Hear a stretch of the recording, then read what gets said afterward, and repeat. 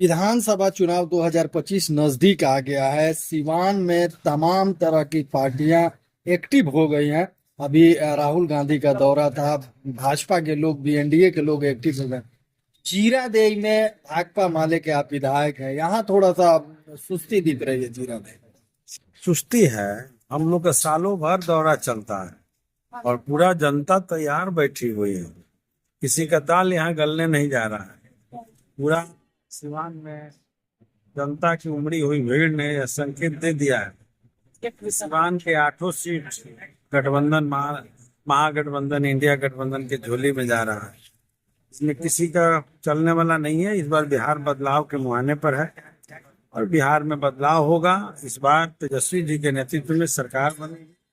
राहुल जी का आगमन, तेजस्वी जी का आगमन, दीपांकर भट्टाचार्य का आगमन, ये सब जो है सिवान से लेकर के पूरे बिहार में जो उन लोगों का भ्रमण हुआ, यात्रा निकली थी, इस पूरे यात्रा में जहां भी लोग गए, लाखों लाख के संख्या में लोग उमड़े, अनगिनत। किसी के सभा में बुलाने पर भी लोग नहीं जा रहे हैं। यहीं प्रधानमंत्री जी की सभा में जसौली में धमकी दे दे करके, प्रशासन चिट्ठी दे दे करके बुलाया था एक एक घर, महिलाओं को, आंगनबाड़ी को, कि अन ड्रेस में आप लोगों को आना है। इतनी रचना रचने के बाद भी लोग नहीं जुट पा रहे हैं। यहाँ यहाँ तो बिना बुलाए अपने से लोग दौड़ रहे हैं। बुलाए हुए लोग नहीं थे, आए हुए लोग थे। ये जो वोटर अधिकार यात्रा था, उससे क्या आपको लगता है कि सिवान में उसका प्रभाव रहेगा? 8 वोटर सीटों अधिकार यात्रा, ये नारा जो है वोट चोर गद्दी चोर, ये जनमानस का नारा बन गया है। बच्चा बच्चा लगा रहा है वोट चोर गद्दी चोर, और लोग पहचान रहे हैं कि कौन वोट चोर है और किसको गद्दी से हटाना है। तो इसको लेकर के पूरे बिहार के भीतर भारी आक्रोश है, देश भर में आक्रोश है, क्योंकि मोदी जी की सत्ता उसी पर टिकी हुई है। और दूसरी बात, 20 साल की जो यहाँ नीतीश जी की सरकार है, उससे भारी नाराजगी है।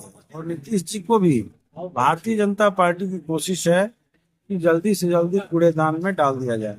तो ऐसे में सब लोग समझ रहे हैं कि भाजपा यहाँ सत्ता हड़पने की राजनीति कर रही है, और भाजपा के सत्ता हड़पने की राजनीति को यहाँ सफल लोग नहीं होने देंगे। पूरी ताकत के साथ इंडिया गठबंधन लड़ेगी और बिहार की जनता इस चुनाव को लड़ेगी। बिहार की जनता का चुनाव होगा और जनता इस बार नया सरकार चुनेगी। दीपांकर भट्टाचार्य का प्रोग्राम है जीरादेई विधानसभा। हाँ, 5 तारीख को, 5 सितंबर को हमारे पार्टी के महासचिव दीपांकर भट्टाचार्य सिवान में आ रहे हैं। ऐसे तो सिवान में वो आ जाएंगे 4 को भी दरौंदा की विधानसभा स्तर पर कार्यकर्ता कन्वेंशन करेंगे।